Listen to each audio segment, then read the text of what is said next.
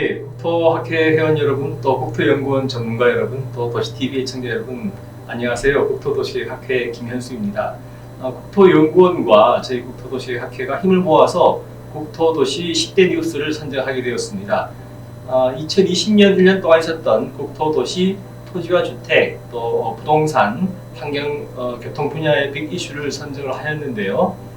뉴스의 발굴이나 선정, 또 순위 과정 선정에 있어서 국토연구원의 전문가들과 학회 전문가들 힘을 모아서 발굴을 하였습니다.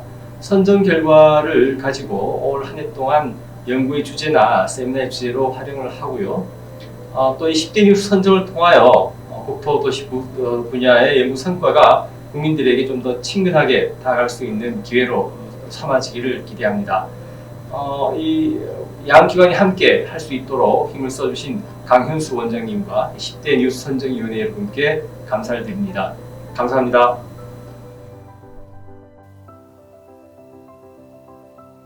안녕하십니까? 국토연구원 원장 강현수입니다. 2020년을 회고하면 역시 코로나, 수도권 인구 집중, 그리고 부동산 상승 이런 것들이 있겠습니다. 그리고 이러한 것들은 다 서로 상호 연관이 돼 있는 일이라고 생각을 합니다. 이제 2021년 새해가 밝았습니다. 2021년도 2020년에 저희들의 그 과제를 푸는 한 해가 될 것 같습니다. 2020년에 큰 뉴스였던 코로나, 인구 감소, 부동산 가격 상승, 이 키워드가 2021년에도 계속 유지될 것 같습니다. 무엇보다도 코로나19를 이제 극복을 해야 될 것이고 한국판 뉴딜이 성공해야 됩니다. 그리고 이제는 인구 감소 시대에 대비해야 됩니다. 동시에 국토 균형 발전을 위한 노력이 필요합니다. 부동산 가격을 안정시키고 주거 복지를 향상해야 될 과제들을 가지고 있습니다. 대한국토도시계획학회와 국토연구원이 힘을 합쳐서 이러한 2021년의 과제들을 하나하나 풀게 되기를 희망하고 기대합니다. 감사합니다. 새해 복 많이 받으십시오.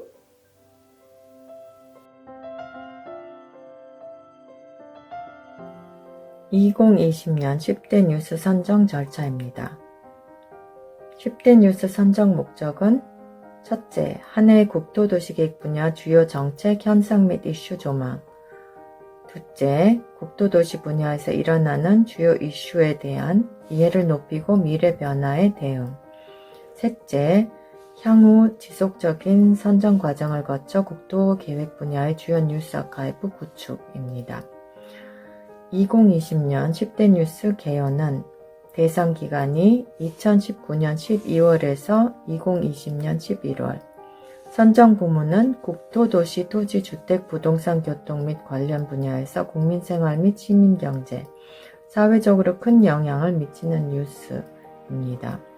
10대 뉴스 선정 기간은 2020년 11월 13일에서 2020년 12월 28일이었습니다.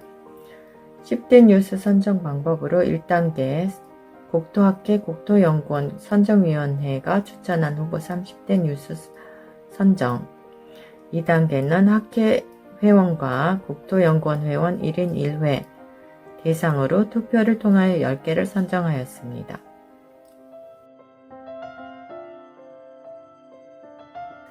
디지털 뉴딜과 그린 뉴딜로 이루어진 한국판 뉴딜이 2020년 국토 분야 10대 뉴스 최상위에 오른 이유는 많은 내용이 국토 지역 도시를 계획하고 관리하는 일과 직결되어 있기 때문이라고 생각합니다. 한국판 뉴딜은 미국이 1930년대 대공황을 극복하기 위하여 추진했던 뉴딜 정책과 유사합니다. 차이점은 후보댐 대신 데이터댐을 짓는 디지털 뉴딜이라는 점입니다. 반도체와 디지털 강국이라는 장점을 기반으로 인공지능 등의 필수인 데이터를 누구나 쉽게 활용하게 하여 4차 산업혁명을 가속화시키겠다는 의지입니다. 그린 뉴딜은 우리의 생명과 직결되어 있다고 봅니다. 따지고 보면 코로나 팬데믹은 산업화, 도시화 과정에서 발생한 이산화탄소와 자연 생태계 파괴로 시작된 기후변화의 그 원인이 있다고 합니다. 탄소를 줄이는 산업 생태계를 키우고 탄소를 흡수하고 자연재해를 저감, 회복할 수 있는 숲과 자연 생태계를 복원해야 합니다. 정부가 숲과 자연 생태계를 매우 중요한 인프라로 인식했다는 것이 놀라울 뿐입니다.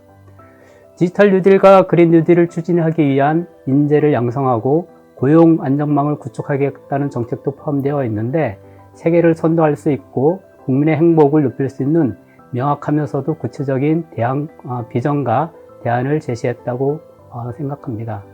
대한민국 화이팅입니다. 이번에 2위에 선정된 기사는 2020년 11월 19일에 발표된 정부의 전세대책 발표입니다.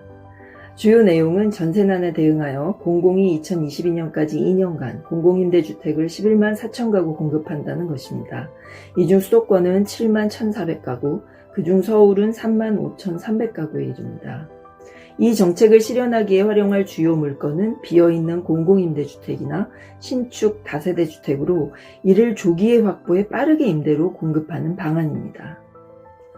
조금 더 자세히 보면 이 뉴스에서 우리는 새로운 두 가지 개념을 짚고 넘어가야 할 것 같습니다. 첫째, 최대 6년을 시세 90% 이하 보증금으로 거주할 수 있는 공공전세입니다. 둘째는 중산층도 머물 수 있는 30평대 중형 공공임대주택입니다. 평생주택이죠. 주로 저소득층에 주안점을 두었던 공공임대주택 정책이 조금 전환되는 것을 볼 수 있습니다. 자, 여기까지 2위로 선정되었던 공공전세주택 공급 관련 뉴스를 마치도록 하겠습니다. 감사합니다. 코로나19가 우리의 일상적인 삶을 많이 바꾸고 있는데 특히 도시에 있어서의 삶도 많이 바뀌는 것 같습니다. 과거 코로나19 이전에 만들어진 도시 설계, 계획, 정책과 관련된 내용들이 코로나 시대에 맞추기 위해서 전반적으로 많이 바뀌어야 되는 그런 여건 변화가 이루어지고 있고요. 조금 더 구체적으로 말씀을 드리면은 지하 공간, 특히 환기가 되지 않은 지하 공간이라든지 접근성이 떨어지는 이촌 공간에 대한 활용도가 바뀌어야 될 것 같고요. 그리고 이용하는 사람 입장에 있어서도 과거처럼 이용하는 패턴에 있어서의 변화들도 감지한 그 결과를 반영한 계획이나 설계가 이루어져야 될 그런 필요성이 높아지고 있습니다. 그래서 앞으로 어떤 식으로 바꾸어 가야 될 것인가 지속적으로 노력하고 고민하고 해결책을 마련해 나가는 것이 중요한 과제로 예상이 됩니다. 국토연구원과 국토도시학회에서 선정한 2020년 국토 분야 10대 뉴스 제4위 소개시켜 드리겠습니다. 지난 11월 19일 날 쿠키뉴스에서 보도한 똘똘한 한 채에 무너지는 균형 발전이 제4위를 차지했습니다. 지난해에는 주택 매매 가격이나 주택 가격의 변동성이 심했습니다. 그러다 보니까 부동산 시장에서 영끌, 비투, 똘똘한 한 채, 그다음에 마용성, 금광구 같은 신조어가 많이 발생했습니다.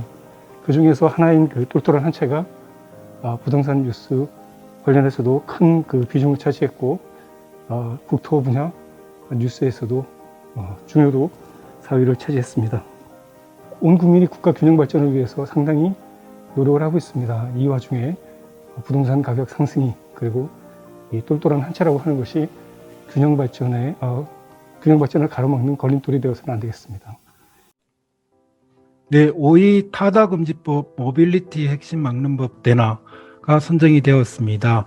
2020년 8월 모빌리티 핵심위원회에서 권고안을 발표를 했는데요. 이 권고안의 주요 내용을 보게 되면 일단 운송사업의 면허 총량제를 있어 가지고 총량을 정해두지 않고 시장 수요에 따라 유동적으로 허가하면서 이 타다의 운수업체들은 실질적으로 매출의 5% 또는 운행 횟수당 800원 또는 대당 월정액 40만 원 중 하나를 택일해서 기여금을 납부해야 되는 것으로 권고를 했습니다. 그리고 특히 300대 미만의 운송업체들은 기여금에 대해서 일부 면제 또는 전액 면제의 혜택을 받고 있는데 실질적으로 국토교통부의 입장은 여객 자동차 운수사업법 개정안 즉 이 법을 개정을 통해서 실질적으로 타다와 같은 운송업체들이 더욱더 많아지고 다양해진다라고 기대를 하고 있습니다.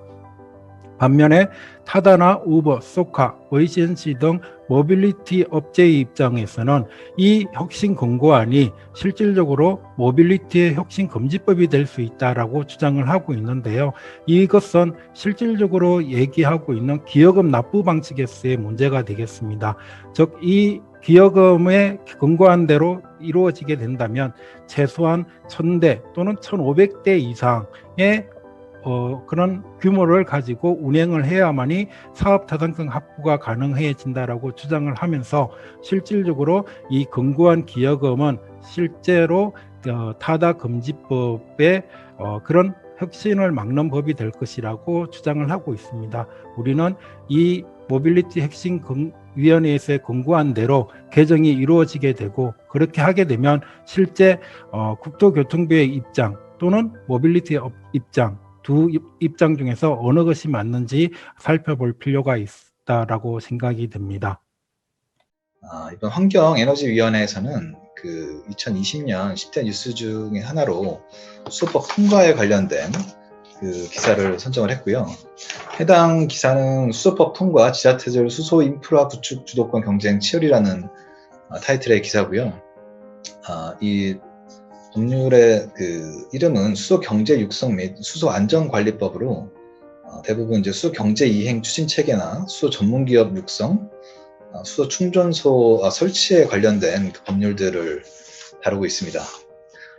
이거는 이제 2021년 2월 5일부터 이제 시행이 되고요. 또 2021년에는 국토부에서 수소도시 건설 및 운영에 관한 법률도 이제 준비를 하고 있어요. 그래서 이런 수소와 관련된 그 법률의 이제 일련의 변화들, 이런 것들이 향후에 어떤 새로운 시장을 만들 수 있을 거라고 생각을 하고요.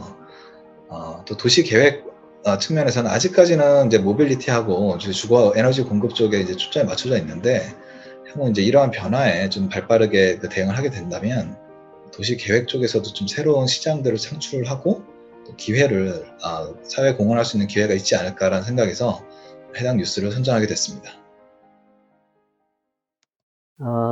작년에 국토연구원하고 국토도시계획학회가 국토 분야 10대 뉴스를 선정을 했는데, 그 중에 7위가 수도권 인구가 사상 처음으로 전체 인구의 50%를 돌파했다는 그런 기사가 선정이 됐습니다. 이 기사가 가지는 의미는 상당히 크다고 생각을 합니다. 2019년 12월 현재 주민등록 인구의 50% 이상이 수도권에 거주하는 걸로 조사가 됐고요. 이는 1970년에 28%였던 것이 50년 만에 50%를 돌파를 했습니다. 수도권의 전체 면적은 전국의 한 12%밖에 안 되는데 인구가 50%다 보니까 상당히 과밀한 문제점으로 지적이 되고 있고요. 인구 50% 돌파는 상당히 상징적인 의미가 있는 것 같습니다. 그동안 정부가 5차례에 걸친 국토종합계획도 수립했고, 또한 수도권의 인구 억제를 위해서 수도권 정비계획도 수립을 하는 등 다양한 정책들을 추진해 왔음에도 불구하고 50%를 넘겼다라고 하는 것은 정부 정책의 실효성이 다하지 않았다라는 또 생각도 할 수 있는 그런 상황인 것 같습니다. 그동안 정부는 국토균형 발전을 위해서 수도권 정비계획을 4차례나 수립을 했고, 또한 수도권 내의 공공기관을 지방으로 이전하기 위한 혁신도시 개발이라든지 세종시 행복도시 개발, 그 다음에 산업단지를 지방에 우선 공급하는 다양한 정책을 추진해 왔음에도 불구하고 그런 정책들이 제대로 먹히지 않은 결과가 나타난 게 아닌가라는 우려들을 많이 하고 있습니다.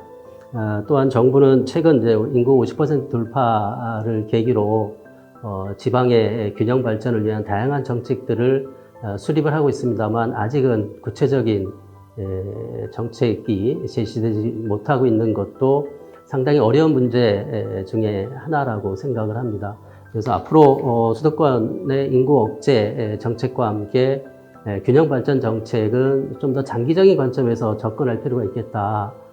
그래서 균형 발전의 개념을 다시 한번 좀 재정립을 하고, 지방 분권과 함께 균형 발전, 특화 발전 등에 대한 논의를 좀 새롭게 추진을 할 필요가 있겠다. 이를 바탕으로 정책을 좀 장기적으로 추진하는 그런 변화가 필요한 시기가 아닌가라는 생각을 해봤습니다. 파리뉴스는 공공지개발과 유유지개발을 통해 서울 주택 공급을 늘리겠다는 소식입니다. 이번 정부 들어서 20여 차례 이상 주택 가격 안정 대책들이 발표되었습니다만 큰 효과를 거두지 못하고 가격이 많이 올랐죠. 수요 억제나 규제 일변도 정책이고 주택 공급 대책이 빠져 있다라는 비판이 많았었는데요. 이번 소식은 그런 정부의 정책 전환을 좀 보여주는 내용이라고 할 수 있겠습니다. 공공재개발의 경우에는 LH공사, SH공사 등의 어떤 그 공공 참여를 통해서 민간 재개발 사업의 사업 추진 불확실성을 제고하고 사업성은 개선하면서 주택 공급 총량을 늘리고 또 공공 임대주택을 확보하겠다는 전략이고, 또 용산 정비창 유휴부지 등을 활용을 해서 주택 공급을 늘리고 중공업 지역 또 역세권의 용적률 완화 등을 통해서 민간 주택 사업의 어떤 활성화 촉진과 주택 공급을 늘리겠다는 전략이 되겠습니다. 하지만 재개발 사업 같은 경우에 토지등 소유자 민간 입장에서는 부담금은 줄이고 싶고 기대 수익률은 높이고 싶죠. 또 추진 과정에서 요건 충족 여부에 따라서 현금 청산해야 되는 이슈들이 있고요. 이런 와중에 얼마나 동의율을 높여서 사업이 활성화될 수 있을지 좀 지켜봐야 될 것 같고요. 특히 이런 규제 완화 와중에 예상치 못한 어떤 그 가격 상승이라든가 또 개발이 나타나는 경우에 사실 많은 또 비판들이 있을 수가 있겠고요. 그래서 이런 이슈들에 대한 좀 보완책들도 필요해 보이고요. 그래서 정부의 어떤 그 목표 취지처럼 속도감 있는 사업 추진과 주택 공급 확충이 가능할지는 앞으로 좀 더 지켜봐야 될 것 같습니다. 네, 9.15는 제5차 국토종합계획 첫 실천계획이 확정되었습니다.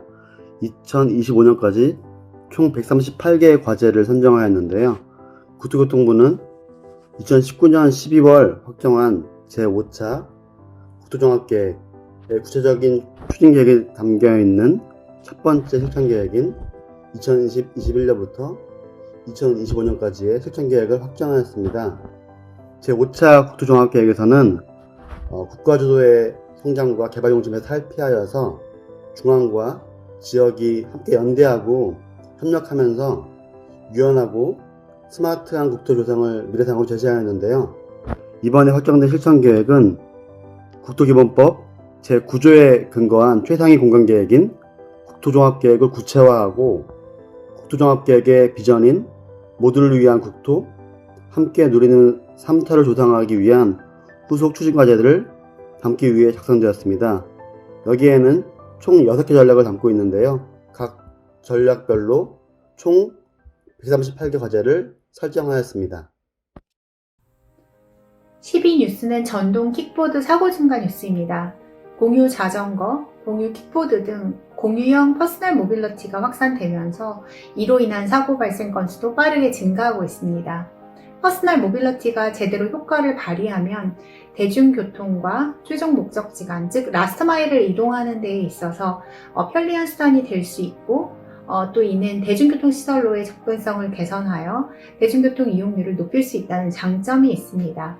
하지만 문제는 자전거와 퍼스널 모빌리티가 차량 보행자와 분리되어서 서로 안전하게 다닐 수 있는 길이 많지 않은 상황에서 퍼스널 모빌리티에 대한 수요가 계속해서 늘어나고 있다는 점입니다. 따라서 앞으로는 도로교통법, 도로의 구조시설 기준에 관한 규칙 등 관련 법규 및 제도에서 퍼스널 모빌리티가 통행할 수 있는 시설과 운행 규정이 명확하게 정해져야 하며 또 제한 속도에 대한 규정, 더 나아가서는 새로운 모빌리티 수용을 위한 가로망 체계 등에 관한 연구가 지속적으로 이루어질 필요가 있습니다.